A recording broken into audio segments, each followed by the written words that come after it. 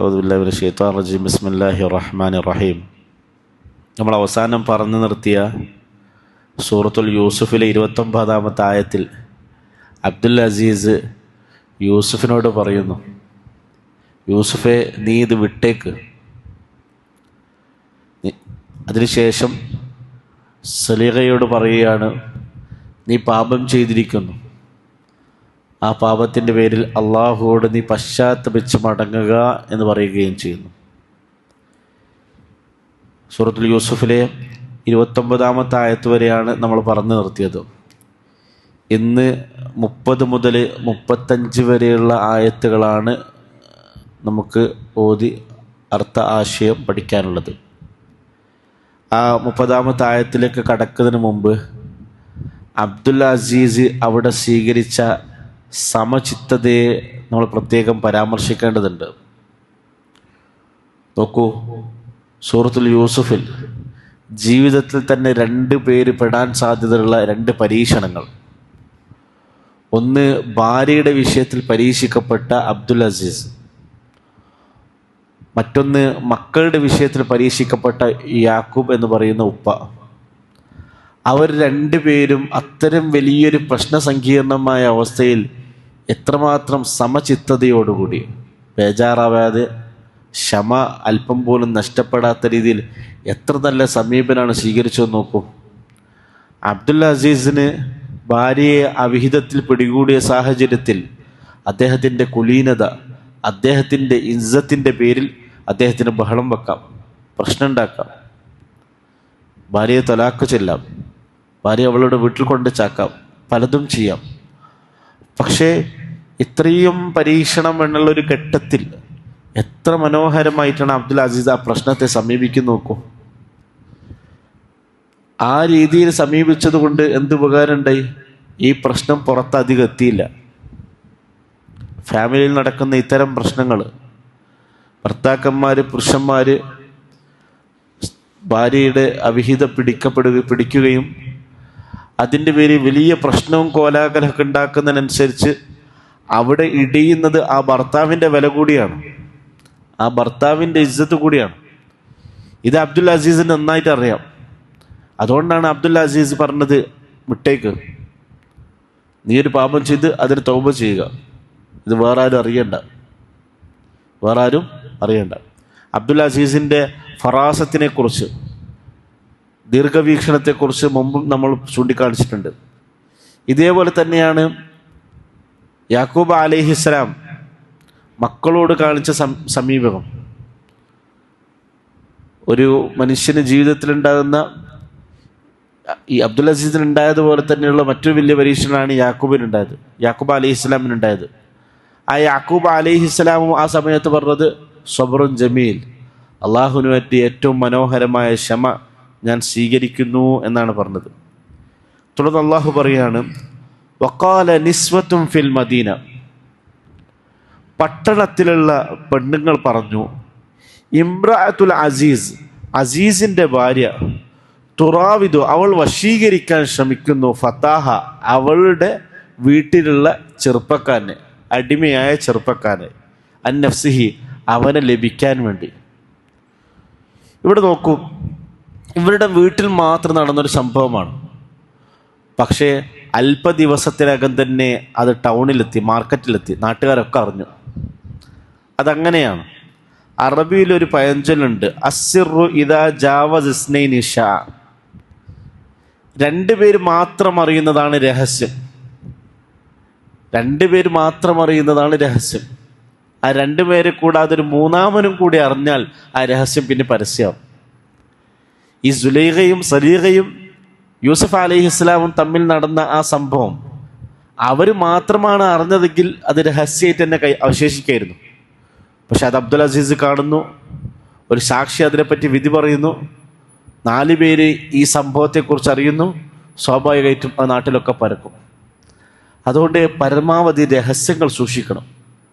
ഹദീസിൻ്റെ കിതാബിൽ മഹാനായ ഇമാം നവവി റഹ്മത്തുള്ളാഹി പോലുള്ള പണ്ഡിതന്മാർ റിയാദുസ് സ്വാലിഹീൻ പോലുള്ള ഗ്രന്ഥങ്ങളിൽ ബാബ് ഇഹ്തിഫാദ് സിർ, രഹസ്യങ്ങളെ സൂക്ഷിക്കുക എന്നുള്ള പേരിൽ ഹദീസിൻ്റെ ബാബുകൾ തന്നെ കൊണ്ടുവരുന്നത് കാണാൻ സാധിക്കും.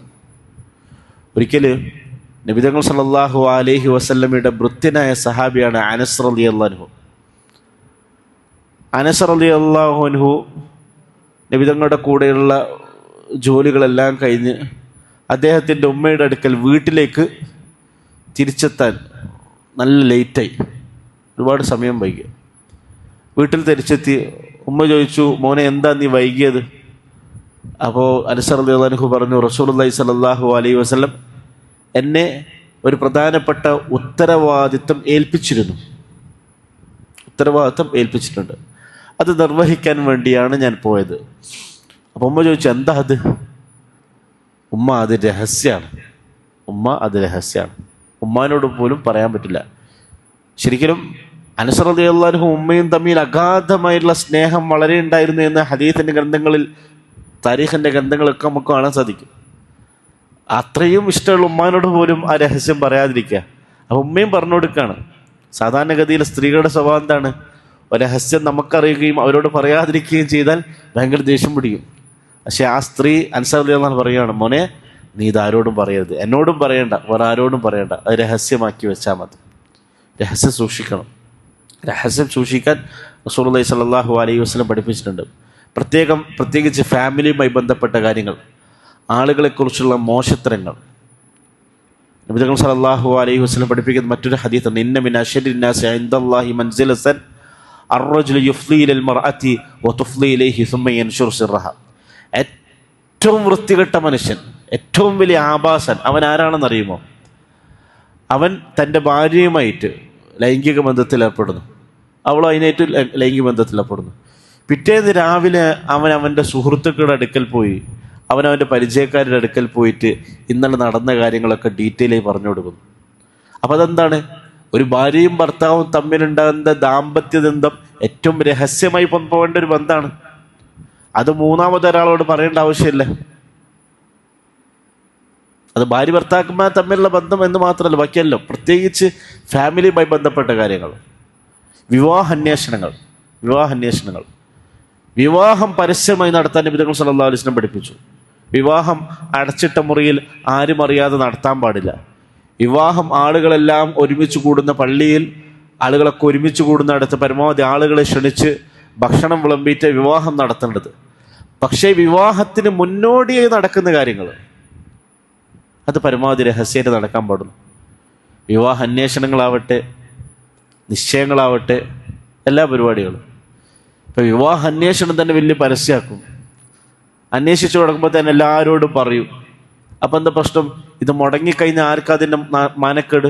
ആ പെൺകുട്ടിക്കും ആൺകുട്ടിക്കാണ്. ഒരു കല്യാണം ഏകദേശം ശരിയായി എന്ന് തോന്നുമ്പോൾ തന്നെ എല്ലാവരോടും പറയും, കാണുന്ന എല്ലാവരോടും പറയും. പെട്ടെന്ന് എന്തെങ്കിലും കാരണത്തിൻ്റെ പേരിൽ അതൊക്കെ മുടങ്ങും. അപ്പോൾ ഈ പറയപ്പെട്ട ആൾക്കാരൊക്കെ ചോദിക്കൂല, അന്തേ മുടങ്ങിയെന്ന് ചോദിക്കൂലേ?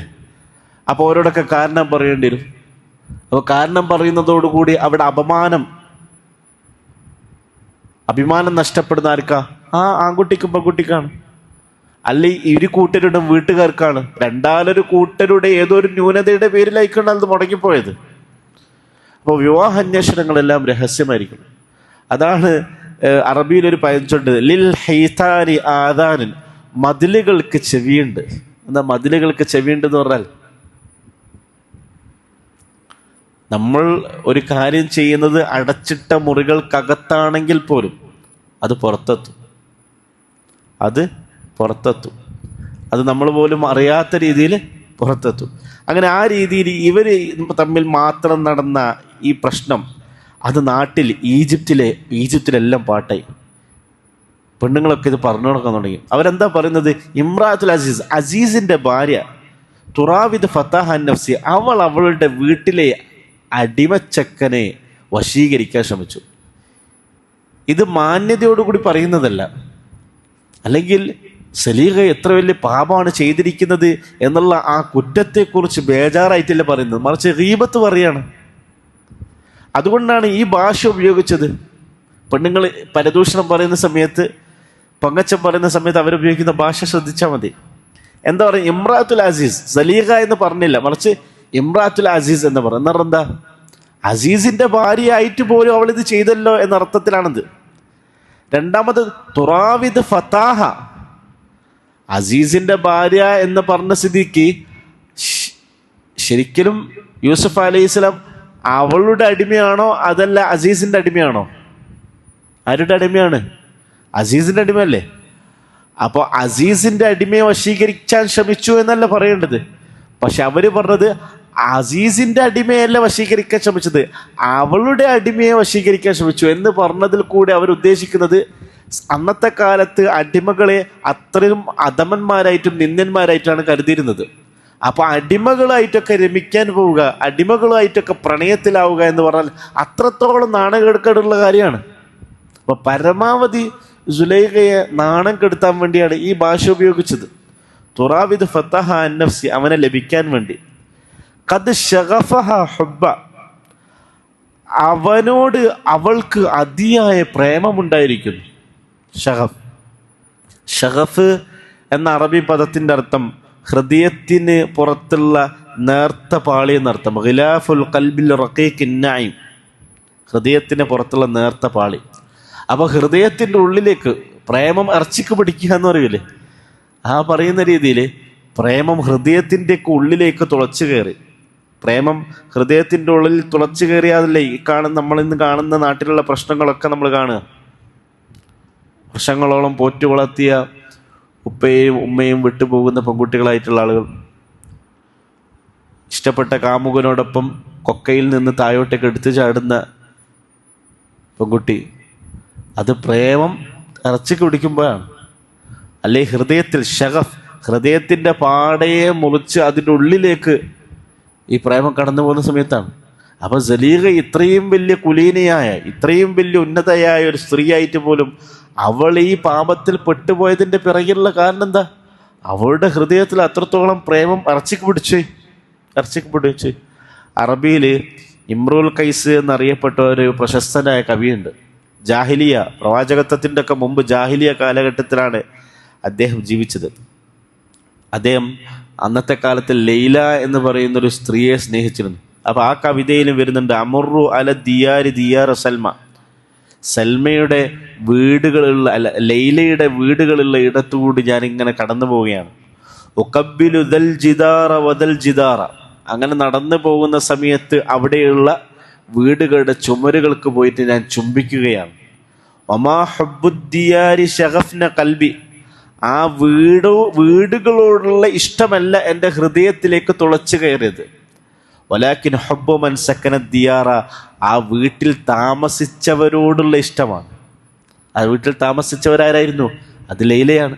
ആ ലൈലയോടുള്ള ഇഷ്ടത്തിൻ്റെ പ്രണയത്തിൻ്റെ പേരിലാണ് അവൾ താമസിച്ച വീടിൻ്റെ മതിലിന് ചുമരിന് പോയി ഞാൻ ചുംബിക്കുന്നത്. അപ്പം അവിടെയും കടന്നു വന്നത് ഷഗഫ എന്നുള്ള അറബി പദമാണ്. ഞാനിത് പറഞ്ഞു പറഞ്ഞതിൻ്റെ പിറകിലുള്ള കാരണം, ഖുർആൻ മനസ്സിലാക്കണമെങ്കിൽ സാധാരണഗതിയിൽ പറയപ്പെടാറുണ്ട് അറബി ഭാഷ പഠിക്കണം. അറബി ഭാഷ പഠിക്കണമെങ്കിൽ പഴയ കാലഘട്ടത്തിലെ ജാഹിലിയ അറബി കവിതകൾ പഠിക്കണം എന്ന് പറയും. അപ്പോൾ ഷഗഫ്ന കൽബി എന്ന് ഒരു പദം ഇമ്രുൽ ഖൈസിന്റെ കവിതയിൽ വന്നിരിക്കുകയാണ്. ഷഗഫ്ന കൽബി വെച്ചാൽ ഹൃദയത്തിൻ്റെ ഉള്ളിലേക്ക് തുളച്ചു കയറുക. ഇവിടെയും എന്താ വന്നത്? ഖദ് ഷഗഫഹ ഹുബ്ബ, അവൾക്ക് മലയാളത്തിൽ അർത്ഥം കൊടുക്കുന്നത് അവൾക്ക് അവനോട് പ്രേമമുണ്ടായിരിക്കുന്നതെന്ന് മാത്രമാണ്. ആ അർത്ഥം കൊടുത്താൽ പോരാ. ശരിക്കും അതിൻ്റെ അർത്ഥം എന്താ? പ്രേമം തുളച്ച് ഹൃദയത്തിൻ്റെ ഉള്ളിൽ കയറിപ്പോയി. അതാണ് ഈ പ്രശ്നമൊക്കെ ഉണ്ടാകാത്തത് പിറകിലുള്ള കാരണം. അങ്ങനെ സമാനമായ ഒരുപാട് ഉദാഹരണം പറയാൻ സാധിക്കും. മറ്റൊരു ഉദാഹരണമാണ് ഇതേ ഇമ്രുൽ ഖൈസ് തന്നെ വിശുദ്ധ ഖുർആൻ സൂറത്തുൽ വാഖിയയിൽ നരകത്തിൽ പ്രവേശിക്കുന്ന ആളുകൾ നരകത്തിലെ ശിക്ഷ കാരണം അതിയായി ദാഹിച്ച് അവർ വെള്ളം കുടിക്കുന്നതിനെ പറ്റി പറയുന്ന ആയത്തുണ്ട് സൂറത്തുൽ വാഖിയയിലെ 55-ാമത്തെ ആയത്ത്. ഫശാരിബൂന ഷുർബൽഹിം, ഒട്ടകം കുടിക്കുന്നത് പോലെ അവർ വെള്ളം കുടിക്കും. അപ്പോൾ ഒട്ടകം എങ്ങനെ വെള്ളം കുടിക്കുക? ഒട്ടകത്തിന് വലിയൊരു തൊട്ടിയിൽ 10-20 ലിറ്റർ വെള്ളമൊക്കെ കൊണ്ട് കൊടുത്ത് ഒറ്റയടിക്ക് ഇങ്ങനെ കുടിക്കും എന്നാണ് മലയാള തർജ്ജമയിലും ഖുർആൻ വിവർത്തനങ്ങളിലൊക്കെ നമ്മൾ അർത്ഥം കാണുക. പക്ഷെ അറബി ഭാഷ പഠിച്ച ഒരാൾക്ക്, അറബി ഭാഷയിലെ ജാഹിലിയ കവിതകളൊക്കെ പഠിച്ച ആൾക്ക് എന്താണ് ഈ ആയത്ത് കൊണ്ട് യഥാർത്ഥത്തിൽ ഉദ്ദേശിക്കുന്നതെന്ന് മനസ്സിലാകും. കാരണം ഇമ്രുൽ ഖൈസിന് തന്നെ ജാഹിലിയ കാലഘട്ടത്തിൽ ജീവിച്ച ഇമ്രുൽ ഖൈസിൻ്റെ തന്നെ മറ്റൊരു കവിതയുണ്ട്. അത് അദ്ദേഹം അയാളുടെ ഈ ലൈല എന്ന് പറയുന്ന പെണ്ണിനെ ഉദ്ദേശിച്ച് പാടുകയാണ്. എന്താ അയാൾ പാടിയത്? യഖൂലൂനലി ദാ ഉൽ ഹിയാമി അസാബഹു. ആളുകളൊക്കെ പറയുന്നുണ്ട് എനിക്ക് ഹിയാം രോഗം ബാധിച്ചു എന്നുള്ളത്. ഹിയാം രോഗം എന്ന് പറഞ്ഞാൽ ഒട്ടകത്തിന് ബാധിക്കുന്ന ഒരു രോഗമാണ്. എന്താ രോഗം വന്നാൽ? ആ രോഗം വന്നാൽ ഒട്ടകം ഇങ്ങനെ 24 മണിക്കൂർ വെള്ളം കുടിച്ചോണ്ടിരിക്കും. കുറേ വെള്ളം കുടിക്കും, കുറേ നടക്കും, കുറേ വെള്ളം കുടിക്കും, കുറേ നടക്കും. അതൊരു രോഗമാണ് ഒട്ടകത്തിന് വരുന്നത്. അവസാനം അങ്ങനെ വെള്ളം കുടിച്ച് ഒട്ടകം മരിച്ചു. അതാണ് ആ രോഗം. ഫഖുൽതു വമാ ബി മിൻ ഹിയാമിൻ വലാ ദഅഇൻ. ഞാൻ പറയാണ് ഒട്ടകത്തിന് ബാധിക്കുന്ന ഹിയാം രോഗമൊന്നും എനിക്ക് ബാധിച്ചിട്ടില്ല. എനിക്കുള്ള രോഗത്തിൻ്റെ ശമനം അതെന്താണെന്ന് എൻ്റെ ലൈലക്ക് മാത്രമേ അറിയൂ എന്ന് അയാൾ പാടുന്ന പാട്ടാണ്. അയാൾ പാടിയ, ഇമ്രുൽ ഖൈസ് പാടിയ ഗസൽ പ്രേമ കവിതയാണ് ജാഹിലിയ കാലഘട്ടത്തിൽ. പക്ഷേ ഇത്തരം കവിതകൾ പഠിക്കണം എന്ന് പറയും. കാരണം ഇത്തരം കവിതകൾ പഠിക്കുമ്പോഴാണ് എന്താണ് ഹിയാം എന്ന് പറഞ്ഞാൽ. ഹിയാം എന്ന് പറഞ്ഞാൽ ഒട്ടകത്തിന് വരുന്നൊരു അസുഖമാണ്. വെള്ളം കുടിച്ചുകൊണ്ടിരിക്കുക, കുടിച്ച് മരിക്കും. അപ്പോൾ ആ കവിത വായിക്കുമ്പോഴാണ് യഥാർത്ഥത്തിൽ ഫഷാരിപുര ഷുർബൽ ഹീം എന്താണെന്ന് മനസ്സിലാക്കുക. കേവലമായിട്ടുള്ള സാധാരണഗതിയായിട്ടുള്ള നോർമലായിട്ടുള്ള ആരോഗ്യമുള്ള ഒരൊട്ടകം കുടിക്കുന്ന കുടിയല്ല നരകവാസി കുടിക്കുക, മറിച്ച് ഹിയാം രോഗം ബാധിച്ച ഒട്ടകം കുടിക്കുന്ന കുടി. കുടിച്ച് കണക്കില്ലാതെ കുടിച്ച് മരിച്ചു പോകുന്ന കുടിയായിരിക്കും നരകവാസികൾ നരകത്തിൽ കുടിക്കുക. അത് കുടിക്കുന്നത് നല്ല വെള്ളമൊന്നല്ല കേട്ടോ. നരകവാസികളുടെ ശരീരത്തിൽ നിന്ന് ഒലിച്ചിറങ്ങുന്ന രക്തവും അതുപോലെ തന്നെ ചലവും അടങ്ങിയിരിക്കുന്ന വെള്ളമായിരിക്കും നരകവാസികളെ കുടിപ്പിക്കപ്പെടുക എന്നുള്ളത് വിശുദ്ധ ഖുർആനിലെ മറ്റിടങ്ങളിലൊക്കെ വരുന്നുണ്ട്. ഖൈർ. അപ്പോൾ അവർ പറയാണ് അവൾക്ക് പ്രേമം ഇറച്ചിക്ക് പിടിച്ചിരിക്കുന്നു, അവളുടെ ഹൃദയത്തിൽ കയറിയിരിക്കുന്നു. ഇന്നാലി വലാലി മുബീൻ. തീർച്ചയായും ഞങ്ങൾ മനസ്സിലാക്കുകയാണ് അവൾ വ്യക്തമായ വൈകേടിലാണ്. ഇത് ഈ സലീഹയെ പറ്റി കുറ്റം പറയാണ്. ഫലമ്മ സമിഅത് ബിമക്രിഹിന്ന അർസലത് ഇലൈഹിന്ന. അപ്പോൾ ഈ നാട്ടിലുള്ള ഈജിപ്തിലുള്ള സ്ത്രീകൾ ഈ രീതിയിൽ അവരെ പറ്റി അപമാനം, കളിയാക്കുന്ന, പരിഹസിക്കുന്ന, നിന്ദിക്കുന്ന വർത്തമാനങ്ങളൊക്കെ പറഞ്ഞു നടക്കുന്ന കാര്യം ഇവള് കേട്ടു. സലീഹ കേട്ട സമയത്ത് സലീഹ അർസലത് ഇലൈഹിന്ന, ഈ നാട്ടിലെ പ്രധാനികളായ ഈ പറഞ്ഞു നടക്കുന്ന പെണ്ണുങ്ങളെല്ലാം കൊട്ടാരത്തിലേക്ക് ഒരു സൽക്കാരത്തിന് വേണ്ടി വിളിച്ചു വരുത്തി. ലഹുന്ന മുത്തക്കാൻ, അവർക്കെല്ലാവർക്കും ചാരിയിരിക്കാൻ വേണ്ടി ഒരു ചാരു കസേര, ഒരു സോഫ, അതൊക്കെ സെറ്റാക്കി, ഒരു നല്ല സൗകര്യമെല്ലാം ശരിയാക്കി. വലിയ കൊട്ടാരത്തിന് അന്ന് രാജാവ് കഴിഞ്ഞാൽ അടുത്ത സ്ഥാനമുള്ള ആളാണ് അസീസ്. അപ്പോൾ അസീസിൻ്റെ കൊട്ടാരം എത്ര വലുതുമായിരിക്കും ഈജിപ്ത് പോലുള്ള അത്രയും വലിയ സമ്പന്നമായ രാജ്യത്തിൽ. അപ്പോൾ ചാരു കസേരൊക്കെ ശരിയാക്കി. മുത്തക്കാൻ എന്ന് പറഞ്ഞാൽ ചാരു കസേര എന്നാണ്. നബി സല്ലല്ലാഹു അലൈഹി വസല്ലമയുടെ ഹദീസ് ഉണ്ട്, ലാ ആക്കുൽ മുത്തക്കിയ, ഞാൻ ചാരി ഇരുന്നു കൊണ്ട് ഭക്ഷണം കഴിക്കൂല. ചാരി ഇരുന്നുകൊണ്ട് ഭക്ഷണം കഴിക്കുക, അങ്ങനെ ചാരി ഇരുന്നിട്ട് കസേരയിലൊന്നും ഇരിക്കുന്നതല്ല ഉദ്ദേശിക്കുന്നത്. ചാരി ഇരുന്ന് ഇങ്ങനെ ഭക്ഷണം കഴിക്കുക, ഇങ്ങനെ കടന്നിട്ട് ഇങ്ങനെ ഭക്ഷണം കഴിക്കുക. രോഗികളല്ല കേട്ടോ, രോഗമൊന്നും ഇല്ലാത്ത ആൾക്കാർ ചാരി ഇരുന്ന് കഴിക്കുന്നതിനെ നബി സല്ലല്ലാഹു അലൈഹി വസല്ലം കറാഹത്തായിട്ട് പഠിപ്പിച്ചിട്ടുണ്ട്. വിളിച്ചു, അവർക്ക് എല്ലാം ഒരുക്കി. വആതത് കുല്ല വാഹിദത്തിൻ മിൻഹുന്ന സിക്കീന. അപ്പോൾ അവർക്ക് കഴിക്കാൻ വേണ്ടി പല വിധത്തിലായിട്ടുള്ള ഫ്രൂട്ട്സുകളെ വെച്ചിട്ടുണ്ട്. തഫ്സീറുകളൊക്കെ കാണാം, പഴങ്ങളാണ്, ആപ്പിളുകളാണ്, അതുപോലെ തന്നെ ഉറുമാൻ പഴമാണ് എന്നൊക്കെ തഫ്സീറിലുണ്ട്. അത് മുറിക്കാനായിട്ട് ഇവർക്കെല്ലാവർക്കും സെപ്പറേറ്റ് ആയിട്ടുള്ള കത്തികൾ കൊടുക്കുകയും ചെയ്തു. അങ്ങനെ ഇവർ ഫ്രൂട്ട്സ് മുറിച്ച് കഴിച്ചു കൊണ്ടിരിക്കുന്ന ആ സമയത്ത് ഇവരെല്ലാവരും, ഈ ഈജിപ്തിലെ ഈ പറഞ്ഞു നടക്കുന്ന സ്ത്രീകൾ, അവർ വലിയൊരു കൂട്ടുണ്ട്, അവരെല്ലാവരും ഒരുമിച്ച് കൂടിയിരിക്കുന്ന ആ റൂമിലേക്ക് യൂസുഫ് അലൈഹിസ്സലാമിനോട് കയറിപ്പോവാൻ സലീഹ ആവശ്യപ്പെട്ടു. വഖാലത്ത് ഖുർജ അലൈഹിന്ന, കയറിപ്പോവാൻ ആവശ്യപ്പെട്ടു. ഫലമ്മാ റഅയ്നഹു, ആ റൂമിലേക്ക് കയറി വന്ന യൂസുഫ് അലൈഹിസ്സലാമിനെ ഈ സ്ത്രീകൾ കണ്ടതും അക്ബർനഹു, അദ്ദേഹത്തിൻ്റെ സൗന്ദര്യത്തിൽ ഇവർ വിസ്മയിച്ചു പോയി. വഖത്തഅന ഐദിയഹുന്ന, അത്ഭുതം, ആ എക്സൈറ്റ്മെൻറ്റ്, അതിൻ്റെ അത്ഭുതത്തിൻ്റെ മനോഹാരിത ഖുർആൻ പറയും. നോക്കൂ, അവർ ആ ഫ്രൂട്ട്സുകൾ മുറിക്കുന്നതിൻ്റെ ഇടയിൽ അവരുടെ കൈകളിലുള്ള കത്തി ഉപയോഗിച്ചുകൊണ്ട് കൈ മുറിച്ചു. അപ്പോൾ ഒരു കൈ മുറിച്ചു പോകണമെങ്കിൽ ഒരു മനുഷ്യൻ എത്രത്തോളം അൺകോൺഷ്യസ് മൈൻഡിൽ പോകേണ്ടതുണ്ട്. അങ്ങനെ പറയും, ഒരു നായ, ഇപ്പം നമ്മളൊരു വഴി കൂടി പോവുകയാണ്, റോട്ടിൽ കൂടി പോകുന്നത്, പെട്ടെന്നൊരു നായ നമ്മളെ ഓടിപ്പിടിക്കാൻ വേണ്ടി വന്നു. നമ്മൾ കുതറി ഓടി, അങ്ങനെയൊക്കെ പാഞ്ഞ് കയറി ഒരു മതിൽ കയറി ഒരു മരത്തുമ്പിലേക്ക് കയറി. നായ കുറേ നേരം അവിടെ നിന്ന് കുരച്ചിട്ട് മടങ്ങിപ്പോയി. നായൊക്കെ പോയതിന് ശേഷം നമ്മൾ താഴെ ഇറങ്ങി. ആ ഓട്ടത്തിൽ നമ്മളെ കാല് മുറിഞ്ഞിട്ടുണ്ടാവും, ചോര വരുന്നുണ്ടാവും, കയ്യൊന്ന് മുട്ടിയിട്ടുണ്ടാവും, കാലൊന്ന് മുട്ടിയിട്ടുണ്ടാവും. ആ വേദനക്ക് എപ്പോഴാണ് മനസ്സിലാവുക? നായാട് എല്ലാവരും മനസ്സിലാവുക? ഓടുന്നതിനും മനസ്സിലാവും? ഇല്ല. എപ്പോഴാണ് മനസ്സിലാവുക? നായൊക്കെ പോയി താഴെ വന്ന് നമ്മൾ നോർമലാകുമ്പോൾ, പേടിയൊക്കെ പോയുമ്പോഴാണ് നമുക്ക് മനസ്സിലാവുക. ആ വേദനയോ കൈ മുറിഞ്ഞതോ കാല് മുറിഞ്ഞതോ പൊട്ടിയതൊന്നും നമ്മൾ അറിഞ്ഞിട്ടുണ്ടാവില്ല. അങ്ങനെയാണല്ലോ, ഫുട്ബോൾ കളി കഴിഞ്ഞാൽ ആണ് മാത്രം മുറിവ് എത്ര ഉണ്ടെന്ന് എണ്ണിയാൽ മനസ്സിലാവും എന്ന് പറയുന്നത് പോലെ. അപ്പോൾ ഈ പേടി കാരണം മുറിവ് പറ്റിയത് അറിയൂലേ എന്ന് പറയുന്നത് പോലെ അത്ഭുതം കാരണം കൈ മുറിച്ചത് ഇവർ അറിഞ്ഞില്ല, ചോര വാർന്നത് ഇവർക്ക് അറിഞ്ഞില്ല, വേദന ഇവർക്ക് അനുഭവപ്പെട്ടില്ല. അത്രത്തോളം അത്ഭുതം. അവർ പറയുന്നത് എന്താണ്? വഖുൽനാ ഹാശലില്ല. ഹാശലില്ല എന്ന പദത്തിന്റെ അർത്ഥം സുബ്ഹാനല്ലാഹ് എന്നാണ്. അള്ളാഹു എത്രയോ പരിശുദ്ധൻ, അള്ളാഹു എത്രയോ പരിശുദ്ധൻ. മാ ഹാദാ ബശറ, ഇയാളൊരു മനുഷ്യനല്ല. ഇൻ ഹാദാ ഇല്ലാ മലക്കുൻ കരീം, ഇയാൾ മാന്യനായ ഒരു മലക്ക് തന്നെയാണ്. അപ്പൊ മലക്കിനെ ആൾക്കാർ കണ്ടിട്ടുണ്ടോ? ഇല്ല. പക്ഷെ മലക്ക് എന്ന് പറയുമ്പോൾ നമ്മളെ മനസ്സിലൊരു ചിത്രമുണ്ട്. എന്താ ചിത്രം? അത് സുന്ദരനാണ്, പ്രകാശം കൊണ്ട് നിർമ്മിക്കപ്പെട്ടതാണ്. അപ്പൊ ശൈത്താൻ എന്ന് പറയുമ്പോൾ നമ്മളെ മനസ്സിലേക്ക് ഒരു ചിത്രമുണ്ട്. എന്താ ചിത്രം? ഒരു വിരൂപനാണ്. പക്ഷെ നമ്മൾ ആരെങ്കിലും ശൈത്താനെ കണ്ടിട്ടുണ്ടോ? ഇല്ല, ശൈത്താനെ കണ്ടിട്ടില്ല. ശൈത്താന്റെ കോലം നബി തങ്ങൾ സല്ലല്ലാഹു അലൈഹി വസല്ലം പഠിപ്പിച്ചിട്ടുണ്ടോ? ഇല്ല. നബി തങ്ങൾ ദജ്ജാലിന്റെ കോലവും ദജ്ജാലിന്റെ ശരീരാകൃതിയൊക്കെ പറഞ്ഞിട്ടുണ്ട്. പക്ഷെ ഇബ്ലീസിന്റെ ശരീരകോലം പ്രവാചകൻ സല്ലല്ലാഹു അലൈഹി വസല്ലം പറഞ്ഞിട്ടില്ല. പക്ഷെ എന്നിട്ട് പോലും നമ്മുടെ മനസ്സിൽ ശൈത്താന്റെ കോലം വളരെ വികൃതമായ മോശമായ ഒരു കോലാണല്ലോ. മലക്കിന്റെ കോലം വളരെ മനോഹരമായ സുന്ദരമായ ഒരു കോലാണ്.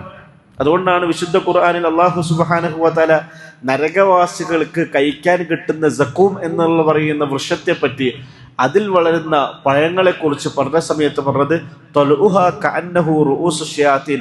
ആ സഖൂം മരത്തിൽ വളരുന്ന പഴം, ആ പഴങ്ങൾ ശൈത്താന്റെ തല പോലെ ഉണ്ടാവും കാണാൻ. അപ്പൊ അത്ര വിരൂപമാണ്, കാണാൻ തീരെ ഭംഗി ഉണ്ടാവൂല എന്നുള്ള അർത്ഥത്തിലാണ്. അപ്പൊ നമ്മൾ നരകവും കണ്ടിട്ടില്ല, ശൈത്താനും കണ്ടിട്ടില്ല, ശൈത്താന്റെ തലയും കണ്ടിട്ടില്ല. എന്നിട്ടും ഖുർആൻ എന്തുകൊണ്ട് ഇങ്ങനെ പറഞ്ഞു? കാരണം ആളുകളുടെ മനസ്സിൽ ശൈത്താൻ എന്ന് പറയുമ്പോൾ രൂപമുണ്ട്, മലക്ക് എന്ന് പറയുമ്പോൾ രൂപമുണ്ട്. മനോഹരനായ സുന്ദരനായ മലക്ക്. നബി തങ്ങൾ സല്ലല്ലാഹു അലൈഹി വസല്ലമയുടെ കാലഘട്ടത്തിൽ ഒരു സംഭവം സംഭവിച്ചു. ബദർ യുദ്ധാനന്തരം, ബദർ യുദ്ധത്തിൽ നബി തങ്ങൾ സല്ലല്ലാഹു അലൈഹി വസല്ലം എളാപ്പയായ അബ്ബാസ് റളിയല്ലാഹു അൻഹു, പ്രവാചകന്റെ മറ്റൊരു പ്രവാചകന്റെ എളാപ്പയായ അബൂ താലിബിന്റെ മകൻ അഖീൽ, ഇവരെല്ലാവരും മുഷ്ടിഖി സംഘത്തിന്റെ കൂടെയായിരുന്നു. മുഷ്ടിഖിങ്ങളുടെ കൂടെയാണ് വന്നത്. ബദർ യുദ്ധത്തിൽ വെച്ച് അബുൽ യുസ്ർ അംർ എന്ന് പറയുന്ന സഹാബി, അദ്ദേഹമാണ് അബ്ബാസ് റളിയല്ലാഹു അൻഹുവിനെ തടവ് പുള്ളിയായി പിടിച്ചത്. അപ്പൊ തടവ് പുള്ളിയായിട്ട് പിടിച്ച് നബി തങ്ങൾ സല്ലല്ലാഹു അലൈഹി വസല്ലമയുടെ അടുക്കൽ കൊണ്ടുവന്ന സമയത്ത് നബി തങ്ങൾ സല്ലല്ലാഹു അലൈഹി വസല്ലം അയാളോട് ചോദിച്ചു, കൈഫ അസർതഹു യാ അബുൽ യുസ്ർ, അബുൽ യുസ്ര എങ്ങനെയാണ് നീ അബ്ബാസ് റളിയല്ലാഹു അൻഹുവിനെയും അബ്ബാസ് റളിയല്ലാഹു അൻഹുവിനെ അതുപോലെ തന്നെ അഖീൽ റളിയല്ലാഹു അൻഹുവിനൊക്കെ തടവ് പുള്ളിയായി പിടിച്ചത് ബദറിന്റെ? അപ്പൊ അദ്ദേഹം പറഞ്ഞു, ലഖദ് അആനനി അലൈഹി റജുലുൻ മാ റഅയ്തുഹു ബഅദ് വലാ ഖബൽ ഹൈഅതുഹു കദാ ഹൈഅതുഹു കദാ. ഞാൻ ബദറിൽ ഞാനാണ് ഇവരെ പിടിച്ചു കെട്ടിയത്. പക്ഷെ ഞാൻ പിടിച്ചു കെട്ടുന്ന സമയത്ത് എന്നെ സഹായിക്കാൻ ഒരാൾ കൂടി ഉണ്ടായിരുന്നു. പക്ഷെ അതിനു മുമ്പോ ആ യുദ്ധത്തിന് ശേഷവും ഞാൻ അയാൾ ഇതുവരെ കണ്ടിട്ടില്ല. അയാളെ കോലം കാണാൻ ഇങ്ങനെ കാണും. ശരിക്കും അതാരായിരുന്നു? നബി തങ്ങൾ സല്ലല്ലാഹു അലൈഹി വസല്ലം തന്നെ പറഞ്ഞു കൊടുക്കുന്നുണ്ട്. ഫഖാല റസൂലുള്ളാഹി സല്ലല്ലാഹു അലൈഹി വസല്ലം ലഖദ് ആനക അലൈഹി മലക്കുൻ കരീമുൻ. അബുൽ യുസ്രെ, ബദറിന്റെ രണാങ്കണത്തിൽ തടവ് പുള്ളികളെ പിടിച്ചു കെട്ടാൻ വേണ്ടി നിങ്ങളെ സഹായിച്ചത് മലക്കും കരീം, അള്ളാഹുവിൻ്റെ അടുക്കൽ നിന്ന് അയക്കപ്പെട്ട മാന്യനായ മലക്കാണ്. ബദർ യുദ്ധത്തിൽ അള്ളാഹുവിൻ്റെ അടുക്കൽ നിന്നുള്ള സഹായമായ മലക്കുകൾ ഇറങ്ങിയതിനെ കുറിച്ച് വിശുദ്ധ ഖുർആൻ തന്നെ പറയുന്നില്ലേ? അപ്പൊ അങ്ങനെയുള്ള ഒരു മലക്കാണ് നിന്നെ സഹായിച്ചത്. അപ്പൊ അവിടെ നബി തങ്ങൾ പറയുന്നത് മലക്കും കരീം, മാന്യനായ മലക്ക്, സുന്ദരനായ മലക്ക്. അപ്പൊ ഈ സ്ത്രീകൾ അങ്ങനെയാണ് പറഞ്ഞത്, ഇത് സുന്ദരനായ ഒരു മലക്കല്ലാതെ മറ്റൊന്നുമല്ല. അപ്പൊ ഈ പോയിന്റിൽ സലീഖ തിരിച്ചു ചോദിക്കുകയാണ്, ഖാലത് ഫദാലികുന്നല്ലദീ തുന്നനി ഫീ, അപ്പൊ ഈ കാര്യത്തിന്റെ പേരിലല്ലേ നിങ്ങളെല്ലാം എന്നെ ആക്ഷേപിച്ചത്? നിങ്ങളെന്താ പറഞ്ഞത്? ഞാൻ യൂസുഫിൽ പ്രണയത്തിലായി, യൂസുഫിനെ വശീകരിക്കാൻ ശ്രമിച്ചു. ഞാൻ എന്തുകൊണ്ട് യൂസുഫിനോട് പ്രണയത്തിലായി, ഞാൻ എന്തുകൊണ്ട് യൂസുഫിനെ വശീകരിക്കാൻ ശ്രമിച്ചു എന്ന് നിങ്ങൾക്ക് മനസ്സിലായില്ലേ? ഒരൊറ്റ മിനിറ്റ്, നിമിഷം മാത്രമാണ് നിങ്ങൾ യൂസുഫിനെ കണ്ടത്.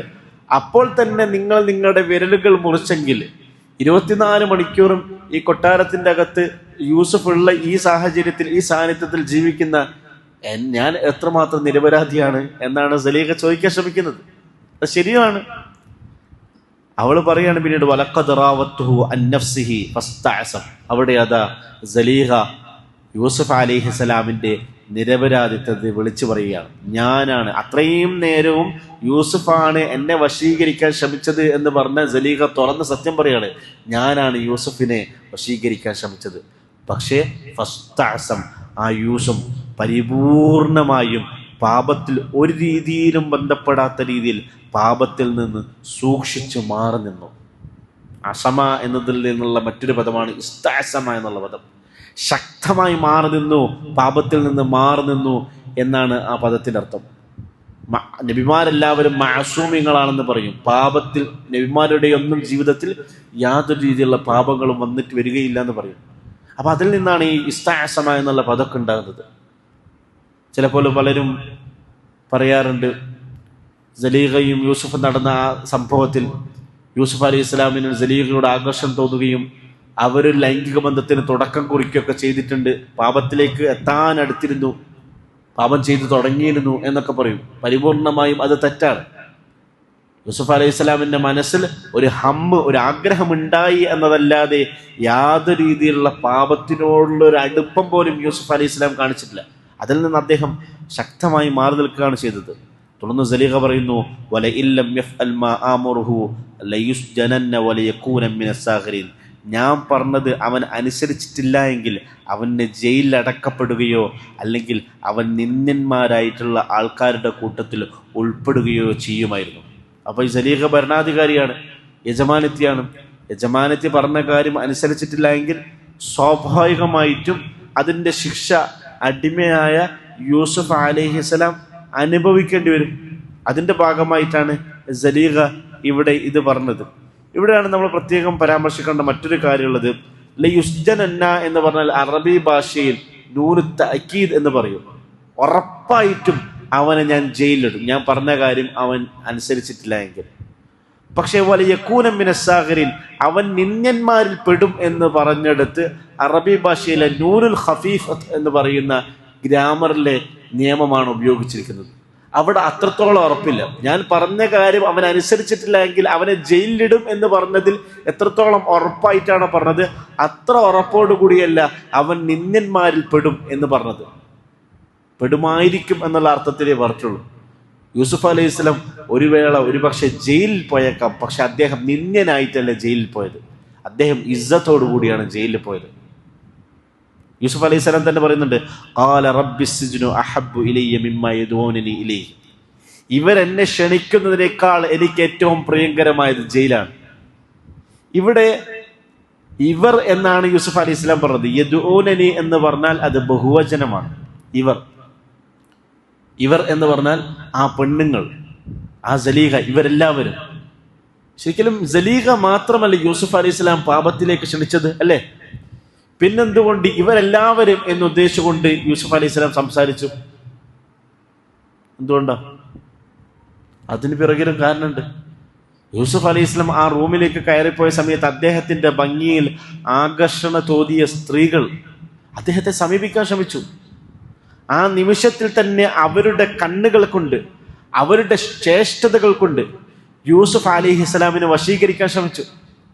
അപ്പോൾ ഈ സ്ത്രീകളുമായിട്ടുള്ള ഹറാമായ ബന്ധത്തിൽ പെടുന്നതിനേക്കാൾ എനിക്ക് ഖൈറ് ജയിലിൽ പോകലാണ്. യൂസുഫ് അലൈഹിസ്സലാമിന്റെ മുമ്പിൽ 2 അവസരമാണുള്ളത്. ഒന്നുകിൽ ആ കൊട്ടാരത്തിൽ ജീവിച്ച് ഇതുപോലെ ഒരു പാപകർമ്മത്തിൽ പെടാം, അല്ലെങ്കിൽ ഈജിപ്തിലെ നാട്ടിൽ ജീവിച്ചുകൊണ്ട് ഒരു പാപകർമ്മത്തിൽ പെടാം. അദ്ദേഹത്തിന്റെ സൗന്ദര്യം ജനങ്ങളൊക്കെ കണ്ടു, അവിടെയുള്ള സ്ത്രീകളൊക്കെ കണ്ടു. സ്വാഭാവികമായിട്ടും ആ ഭംഗിയിൽ ആകർഷണം തോന്നിയിട്ട് ഇനിയും ഒരുപാട് സ്ത്രീകൾ അദ്ദേഹത്തെ വശീകരിച്ചേക്കാം. അപ്പോൾ ഇവരുടെ വശീകരണത്തിൽപ്പെട്ട് സിന, വ്യഭിചാരം പോലുള്ള ഒരു ഹറാമിൽ പെടുന്നതിനേക്കാൾ നല്ലത് എനിക്ക് ജയിലിൽ പോകലാണ്. അപ്പോൾ പാപത്തേക്കാൾ ജയിലിനെ തിരഞ്ഞെടുത്ത മഹാനായ മനുഷ്യനാണ് യൂസുഫ് അലൈഹിസ്സലാം. നിരപരാധിയായ മനുഷ്യൻ. ഞാൻ ഈ ക്ലാസ്സിൻ്റെ തുടക്കത്തിലൊക്കെ പലപ്പോഴും നിങ്ങളോട് പരാമർശിച്ചു, പരീക്ഷണങ്ങളിൽ അകപ്പെടുന്നവരുടെ ഏറ്റവും വലിയ സാന്ത്വനമാണ് യൂസുഫ് അലൈഹിസ്സലാം. ഇസ്ലാമിക സാഹിത്യങ്ങളിൽ ജയിൽ ജീവിതങ്ങളുടെ ഒരുപാട് പുസ്തകങ്ങളുണ്ട്. ഉദാഹരണത്തിന് ഈജിപ്തിലെ ജമാൽ അബ്ദുൽ നാസർ ജയിലിട്ട സൈനബുൽ ഗസാലി അവരുടെ ജയിലനുഭവങ്ങൾ എന്ന് പറയുന്ന പുസ്തകം മലയാളത്തിൽ ലഭ്യമാണ്. അതുപോലെ തന്നെ അറിയപ്പെട്ട ഇസ്ലാമിക പണ്ഡിതനായ മുഹമ്മദ് കുത്തുബ്, സയ്യിദ് കുത്തുബ്, ആ മുഹമ്മദ് കുത്തുബിൻ്റെ സഹോദരിയായ സയ്യിദ് കുത്തുബിൻ്റെ സഹോദരിയായ ഹബീദ കുത്തുബ്, ഇവരുടെയെല്ലാം ജയിലനുഭവങ്ങൾ പുസ്തക രൂപത്തിൽ വന്നിട്ടുണ്ട്. എന്ന് മാത്രമല്ല, നമ്മുടെ ഇന്ത്യയിൽ തന്നെ വിവിധ ജയിലുകളിൽ ചെയ്യാത്ത കുറ്റത്തിൻ്റെ പേരിൽ ജയിലിലടക്കപ്പെട്ട ആളുകളുടെ ജയിലിൽ നിന്ന് പിന്നീട് അവരുടെ നിരപരാധിത്വത്തിന് ശേഷം പുറത്തിറങ്ങിയ ശേഷം അവർ എഴുതിയ പുസ്തകങ്ങൾ പുറത്തു വന്നിട്ടുണ്ട്. ഇപ്പോൾ കേരളത്തിൽ തന്നെ ഏറ്റവും ആദ്യം UAPA കേസ് ചുമത്തപ്പെട്ട് ജയിലിൽ 10 വർഷത്തോളം കിടന്ന ഒരു ചെറുപ്പക്കാരനുണ്ട്. റാസിഖ് റഹീം എന്ന് പറയാണ് ആ ചെറുപ്പക്കാരൻ്റെ പേര്. ചെയ്യാത്ത കുറ്റത്തിൻ്റെ പേരിൽ 10 വർഷക്കാരൻ. ചെയ്യാത്ത കുറ്റത്തിൻ്റെ പേരിൽ 10 വർഷമൊക്കെ ജയിലിൽ കിടക്കും. നമ്മൾ ഒരു ദിവസം കിടക്കും. ചെയ്ത കുറ്റത്തിൻ്റെ പേരിൽ വേണമെങ്കിൽ കിടക്കാം. ഞാൻ അങ്ങനെ ചെയ്തു പോയല്ലോ. ചെയ്യാത്ത പാപത്തിൻ്റെ പേരിൽ ജയിലിൽ കിടക്കാം. ഇന്നും ഇന്ത്യയിലെ വിവിധ ജയിലുകളിൽ എത്ര ആൾക്കാരുണ്ട്. കഴിഞ്ഞ ദിവസം നമ്മൾ ഈ ഖുർആൻ ക്ലാസ് എടുത്തുകൊണ്ടിരിക്കുന്ന ഇതേ ആഴ്ചയിൽ തന്നെയാണ് സക്കരിയ എന്ന പേരുള്ള ഒരു ചെറുപ്പക്കാരൻ, പെരിന്തൽമണ്ണയിലാണ് തോന്നുന്നു. ആ ചെറുപ്പക്കാരൻ എൻ്റെ ഓർമ്മ ശരിയാണെങ്കിൽ 18 വർഷമായി ഇപ്പോൾ ജയിലിൽ കഴിയും. ഒന്നും കൂടി പരിശോധിക്കുക എത്ര വർഷം കൃത്യമായി. 18 വർഷം. അദ്ദേഹത്തിൻ്റെ ഉമ്മാൻ്റെ കാഴ്ചശക്തി നഷ്ടപ്പെട്ടു. ഒരു ഉമ്മ മാത്രമേ ഉള്ളൂ, ബിയുമ്മ എന്നാണ് ആ സ്ത്രീയുടെ പേര്. ആ ഉമ്മാനെ ഒന്ന് കാണാൻ പോലും അദ്ദേഹത്തിന് ജാമ്യം അനുവദിക്കില്ല. നമ്മളെ നാട്ടിൽ കൊടും ക്രിമിനലുകളായിട്ടുള്ള ആളുകൾ പാതിരാവിൽ വട്ടം കൂടി കൊന്നു തള്ളിയ ആൾക്കാർ, 10, 20, 30 വെട്ടൊക്കെ വെട്ടിക്കൊല്ലുന്ന ആൾക്കാർക്ക് പോലും അത്രയും പരോളുകളൊക്കെ ലഭിക്കുന്ന നമ്മുടെ നാട്ടിലാണ് ചെയ്യാത്തിൻ്റെ പാപത്തിൻ്റെ പേരിൽ 18 വർഷം. കുറ്റം ചെയ്യാതെ 25 വർഷമൊക്കെ ജയിലിൽ കിടന്ന ആൾക്കാരുണ്ട്. ഇപ്പം കിടക്കുന്ന ആൾക്കാരുണ്ട്. ഇന്ത്യയിൽ എത്ര ജയിലുകൾ താമസിക്കുന്ന ആൾക്കാരുണ്ട്. അതിൽ തന്നെ എത്ര മുസ്ലിം ചെറുപ്പക്കാരുണ്ട്. ഒരു കാലഘട്ടത്തിൽ ഇന്ത്യയിലെ വിവിധയിടങ്ങളിൽ നടന്ന ബോംബ് സ്ഫോടനങ്ങൾ, ആ ബോംബ് സ്ഫോടനമായിട്ട് യാതൊരു ബന്ധവുമില്ലാത്തതിൻ്റെ പേരിൽ ജയിലിൽ കിടക്കുന്ന ആൾക്കാർ, ലോകത്തിൻ്റെ വിവിധ ഭാഗങ്ങളിൽ ജയിലിൽ കിടക്കുന്ന മനുഷ്യർ. ഇപ്പോൾ സിറിയയിൽ ബഷാർ അൽ അസദിൻ്റെ ഭരണകൂടം താഴെ വീണതിന് ശേഷം ആ വിപ്ലവം നടത്തിയ പോരാളികൾ ബഷാർ അൽ അസദിൻ്റെ ജയിലുകളെല്ലാം പൊളിച്ചു തകർത്തു. അതിൽ നിന്ന് ആളുകളെ പുറത്തു കൊണ്ടുവന്നു. അതിൽ 10, 20, 30 വർഷമായിട്ട് ആ ജയിലിൽ കഴിയുന്ന മനുഷ്യരുണ്ട്. അപ്പോൾ വിപ്ലവകാരികൾ ആ ജയിലെല്ലാം തകർത്ത് ആ ജയിലിനകത്തുള്ള തടവ് പുള്ളികളെ പുറത്തു കൊണ്ടപ്പോൾ അവരെന്താ വിചാരിച്ചറിയോ? സദ്ദാം ഹുസൈൻ്റെ സൈനികരാണ് ഞങ്ങളെ രക്ഷിച്ചെന്ന് വിചാരിച്ചത്. എന്ന് പറഞ്ഞാൽ സദ്ദാം ഹുസൈന് അദ്ദേഹം മരിച്ച കാര്യം ഇവർ അറിഞ്ഞില്ല. ഇതാ സദ്ദാം ഞങ്ങളെ രക്ഷിക്കാൻ വന്നിരിക്കുന്നു എന്നാണ് ആ തടവ് പുള്ളികൾ ആദ്യം കരുതിയത്. ഒരു ചെറിയ മുറിക്കകത്ത് 10, 200, 300 മനുഷ്യർ ജീവിക്കുക. അപ്പോൾ ഇസ്രായേലിലെ ഗസയിൽ കൊല ചെയ്യപ്പെട്ടവരെക്കാൾ കൂടുതലായിട്ട് നമ്മൾ വായിക്കുന്ന മറ്റൊരു വാർത്ത, ഇസ്രായേലിലെ ജയിലിൽ കഴിയുന്ന സ്ത്രീകൾ, കുഞ്ഞുങ്ങൾ, ചെറിയ വയസ്സുണ്ടോ, 30 വയസ്സ് 35 വയസ്സുണ്ടോ, പക്ഷെ അവരെ കാണാൻ 65, 70 വയസ്സ് പ്രായം തോന്നിക്കുക. കാരണം 10 വർഷമോ അല്ലെങ്കിൽ 2-3 വർഷമോ ഇസ്രായേലിൽ ജയിലിൽ കഴിഞ്ഞതിന് പേരിൽ മൃഗീയമായ ഏറ്റവും ക്രൂരമായിട്ടുള്ള ടോർച്ചറിങ് അനുഭവിച്ചുകൊണ്ട് ശരീരത്തിലെ അവയവങ്ങൾ നഷ്ടപ്പെട്ടു പോയി, സംസാരിക്കാനുള്ള കഴിവ് നഷ്ടപ്പെട്ടു പോയി, ചുട്ടുപഴുത്ത വെള്ളത്തിൽ മുക്കി വെക്കുന്നു, ഇലക്ട്രിക് വെക്കുന്നു, എന്തൊക്കെ പീഡനങ്ങളാണ് നായകളെ കൊണ്ട് കടിപ്പിക്കുന്നത്. അപ്പോൾ ജീവിതത്തിന് വലിയൊരു പരീക്ഷണമാണ് ജയിലിൽ ചെയ്യാത്ത കുറ്റത്തിൻ്റെ പേരിൽ കഴിയുക. അപ്പം അങ്ങനെയുള്ള മനുഷ്യർക്ക് അവർക്ക് ഏറ്റവും വലിയ സാന്ത്വനം ലഭിക്കുന്ന ഒരു മനുഷ്യനാണ് യൂസുഫ് അലൈഹിസ്സലാം. അങ്ങനെ അവർക്ക് സമാധാനിക്കാം. സൈനബുൽ ഗസാലിയൊക്കെ അവരുടെ ജയിലനുഭവങ്ങൾ ഏറ്റവും പ്രധാനപ്പെട്ടമായി കോട്ട് ചെയ്യുന്നൊരു കാര്യമാണ് യൂസുഫ് അലൈഹിസ്സലാമിനെ പറ്റി.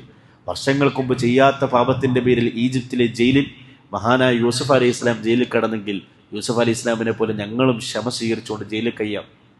മഹാനായ ഇമാം അഹ്മദ് ബിൻ ഹംബൽ റഹിമഹുല്ല, അദ്ദേഹത്തെ മുസ്തഅസിം എന്ന് പറയുന്ന ഭരണാധികാരി, അബ്ബാസി ഭരണാധികാരി വർഷങ്ങളോളം ജയിലിട്ട് ക്രൂരമായി അടിച്ചു. ഇമാം അഹ്മദ് ബിൻ ഹംബൽ ഇസ്ലാമിക ലോകത്തിലെ ഏറ്റവും ഉന്നതനായ കർമ്മശാസ്ത്ര പണ്ഡിതനാണ്.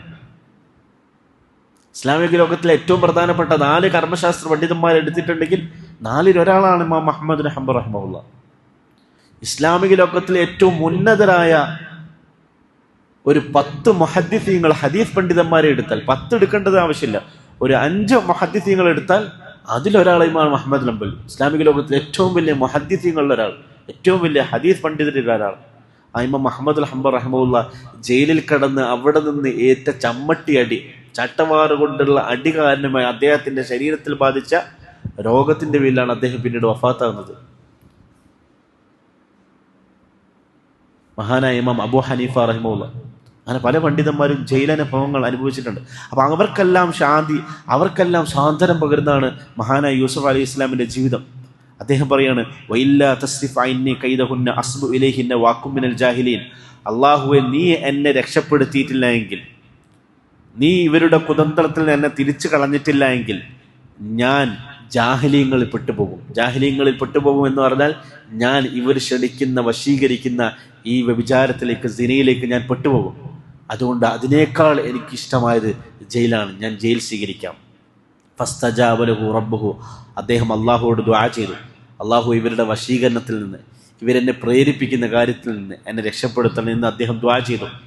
ഫസർഫ അൻഹു കൈദഹുന്ന ഇന്നഹു ഹുവസ് സമീഉൽ അലീം, അദ്ദേഹത്തിന്റെ ദുആ അല്ലാഹു സുബ്ഹാനഹു വ തആല കേട്ടു. സുമ്മ ബദാ ലഹും മിൻ ബഅദി മാ റഅൂൽ ആയാതി ലയസ്ജുനുന്നഹു ഹത്താ ഹീൻ. ആ കൊട്ടാരത്തിലുള്ള ആളുകൾക്ക്, അബ്ദുൽ അസീസിന്, ആ കാര്യത്തിൽ വിധി പറഞ്ഞ ജഡ്ജിക്ക്, എല്ലാ ആളുകൾക്കും യൂസുഫ് അലൈഹിസ്സലാം നിരപരാധിയാണ് എന്ന് 100% മനസ്സിലായി. എന്നിട്ടും അദ്ദേഹത്തിലേക്ക് ജയിലിൽ അടക്കാനാണ് അവർ കൽപ്പിച്ചത്. എന്താ കാരണം? ലയസ്ജുനുന്നഹു ഹത്താ ഹീൻ, ഒരു അവധി വരെ, കുറച്ചു കാലം യൂസുഫിനെ ജയിലിൽ ഇടുന്നതാണ് നല്ലത്. കാരണം നാട്ടിലാകെ സലീഹയെ പറ്റി, സലീഹ ഈ കുറ്റം ചെയ്തതിനെ പറ്റിയുള്ള നാട്ടിൽ പാട്ടായിരിക്കുകയാണ്. അപ്പൊ ഈ സാഹചര്യത്തിൽ യൂസുഫിനെ ജയിലിലിട്ടാൽ എന്താണ് ഉപകാരം? ആ പാപം ചെയ്തത് സലീഹയല്ല, യൂസുഫാണ് ചെയ്തതെന്ന് ആളുകൾ കരുതിക്കോളും. അപ്പൊ ചെയ്യാത്ത കുറ്റം ഏറ്റുവാങ്ങിക്കൊണ്ട് യൂസുഫ് അലൈഹി സ്വലാം ജയിലിൽ പോവുകയാണ്. അല്ലാഹു സുബ്ഹാനഹു വ തആല ഇന്ത്യയിലെയും ലോകത്തിൻ്റെ വിവിധ ജയിലുകളിൽ, കാരാഗ്രഹത്തിൽ പ്രയാസങ്ങൾ, പരീക്ഷണങ്ങൾ അനുഭവിച്ചുകൊണ്ട് ജീവിക്കുന്നവർക്ക് അല്ലാഹു സുബ്ഹാനഹു വ തആല സബറും ഈമാനും പ്രദാനം ചെയ്യുമാറാകട്ടെ. അവരുടെ കുടുംബത്തിന് അല്ലാഹു സുബ്ഹാനഹു വ തആല ശാന്തിയും സമാധാനം പ്രദാനം ചെയ്യുമാറാകട്ടെ. അല്ലാഹു അവർക്ക് എളുപ്പത്തിലുള്ള ജയിൽ മോചനം പ്രദാനം ചെയ്യുമാറാകട്ടെ. റബ്ബനാ ളലംനാ അൻഫുസനാ വഇൻ ലം തഗ്ഫിർ ലനാ വതർഹംനാ ലനകൂനന്ന മിനൽ ഖാസിരീൻ.